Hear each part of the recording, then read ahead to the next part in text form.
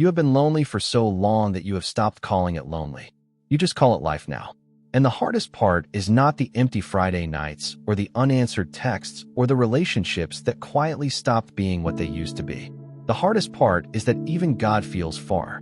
And you are not sure when that happened or how to find your way back to a version of yourself that did not feel this hollow. That is not just loneliness. That is spiritual loneliness. And it is the kind that can sit inside a person for years without ever being named out loud. I see you, and I want to talk about it today. There is a specific kind of tired that does not come from not sleeping enough. It is the kind that settles into your chest when you have been carrying something for so long that you cannot remember what it felt like before the weight was there. I know that tired. I carried a friendship for a long time that was costing me more than I knew how to calculate. Not a bad person, just someone who was drowning. And somewhere along the way, I had become the lifeline they grabbed onto to keep from going under. Every call came from a dark place. Every conversation left me emptier than before it started. And I prayed about it. Genuinely prayed. Asked God to show me what to do. Asked Him to heal what was broken in that relationship. Asked Him to take the weight of it off my chest. And the silence came back. Not a gentle silence. The kind that sits in a room and makes you feel like your words just dissolve before they reach the ceiling. That is what spiritual loneliness actually feels like. Not just the absence of people, the absence of feeling connected to anything at all, even God, especially God. I want to be honest with you about what I did with that silence, because I think some of you have done the same thing. I went quiet back, not out loud. I did not sit down and decide to stop talking to God. It was slower than that. The weight of that friendship, the exhaustion of carrying someone else's pain every single day, had worn me down to almost nothing. And when you are running on empty, it is hard to pour anything out, even prayer. I did not go quiet because God was punishing me or because He had turned away. I went quiet because I had nothing left to give and I did not know how to show up to God empty-handed. More like a child who stops asking for something because they have already decided the answer is no. I just gradually stopped bringing things to Him, kept living, kept going through the motions.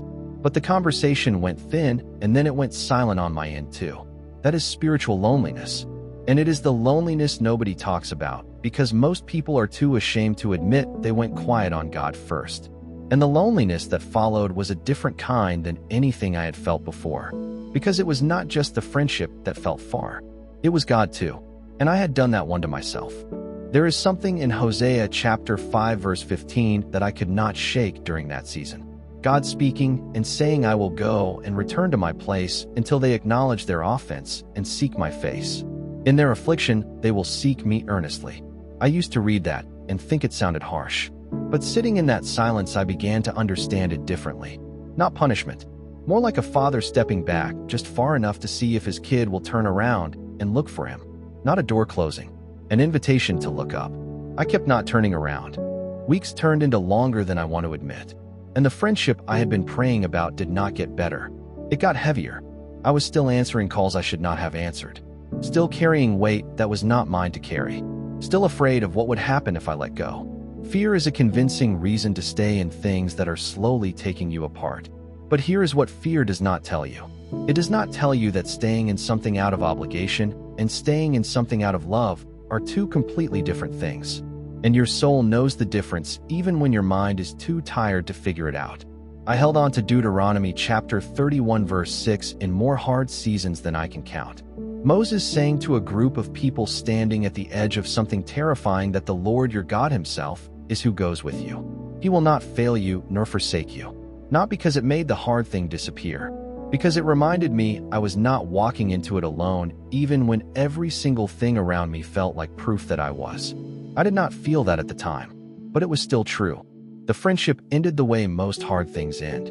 Not dramatically, just quietly, over time, with a lot of grief I was not expecting. Because even when something is hurting you, losing it still hurts. That is one of the more disorienting things about being human.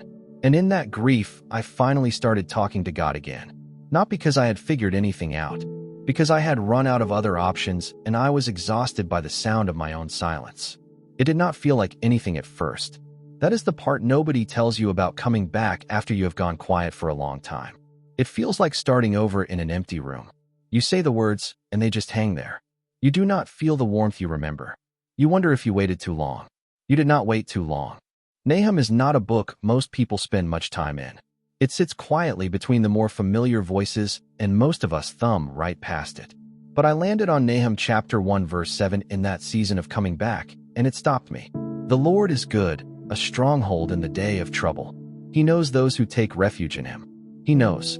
Not he will eventually get around to noticing. Not he might remember if you say the right things. He knows. Present tense. Right now. In the trouble. In the silence. In the season where you went quiet and are not sure he is still paying attention. He knows you are there. I want to tell you something about that friendship. I do not regret loving that person. I regret letting fear make decisions that only love should have been making. Fear kept me in a place that grief should have walked me out of a long time before it did. But looking back, I finally began to understand what real devotion actually looks like. Not devotion born out of fear of what happens if you leave. Devotion born out of something deeper and steadier than that. It looks like Ruth. Two women, both of them wrecked by loss, standing at a crossroads where the easy thing would have been to walk away from each other. And Ruth looked at Naomi, and out of everything she could have said, she said this. In Ruth chapter 1 verse 16, "Where you go, I will go. Where you lodge, I will lodge. Your people will be my people, and your God my God." She did not stay out of fear. She stayed out of love and loyalty and a faith that had not finished writing its story yet. That is the difference. Fear stays because it is terrified of the silence. Love stays because it believes in something on the other side of it. I am still in a season of coming back. Some days feeling the distance more than the closeness. Some prayers that go up and come back quiet. But I have learned something about the silence that I wish someone had told me years ago. The man who wrote Lamentations wrote it from inside the rubble of everything he had ever known falling apart. No rescue yet. No resolution. Just the honest record of someone trying to keep believing when belief felt like the hardest thing in the world.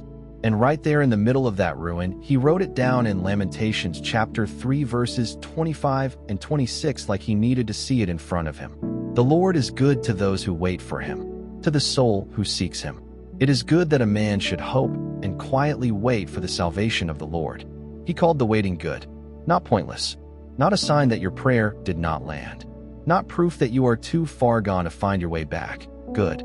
I do not know what your silence sounds like today. I do not know how long you have been sitting in it or what it has cost you to keep showing up anyway. But I know you are not the first person to sit here. And I know the waiting is not the end of the story. Neither is the loneliness. Neither is the quiet. You are still being heard.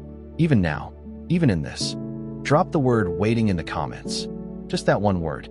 We are praying over every single name. Hit that subscribe button and come back at noon today for guided prayer.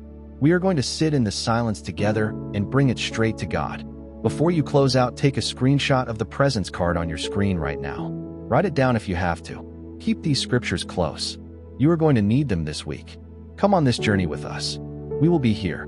We see you. We are here for you.